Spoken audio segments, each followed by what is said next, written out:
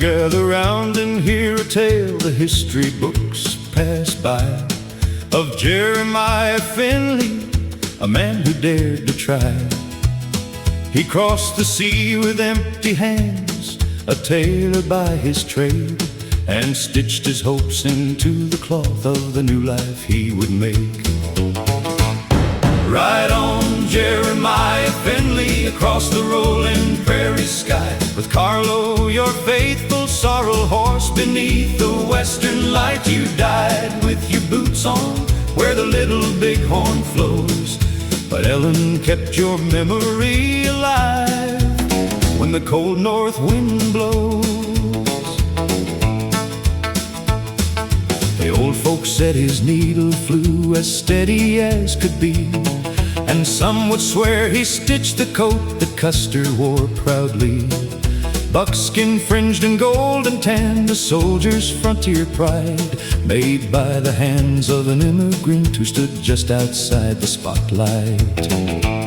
When peace returned, Jeremiah signed on to ride the western plain, a sergeant in Company C through sunshine, dust and rain.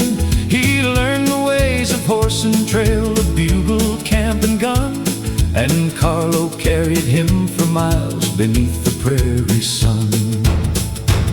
Now Ellen waited back at home with 2 children by her side, and another yet to see the world when Jeremiah rode. She kissed her husband one last time before he rode to destiny, then watched him disappear westward with the men of Company C. In June of 1876, the 7th rode ahead toward the valley of the Little Bighorn, and the fate that there was spread. The Sioux and Cheyenne gathered strong, the air was thick with fear, and every man who rode that day could feel the ending near. On Finley, Finkel Ridge they fought, the rifles cracked like hail. Stand fast, boys, old Darby cried, though the battle's tide had failed. Chief Gall's warriors pressed the line as the battle surged and swayed, and Jeremiah stood his ground until the price was paid.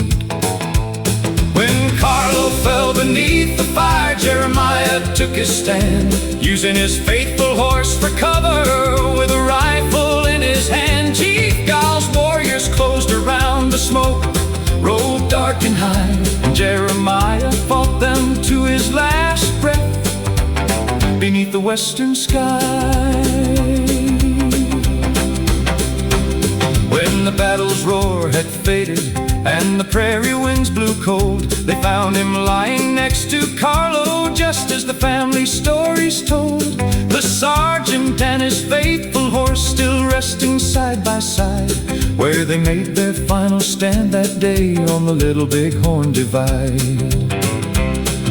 The army rolls called Jeremiah, the payrolls wrote it too, but to the man who rode beside him, he was Darby through and through. The generals filled the history books, their names remembered well, but the stories passed through family hands had more truth to tell. The telegram reached Ellen's door like winter in July. 2 children watched their mother read and struggled not to cry.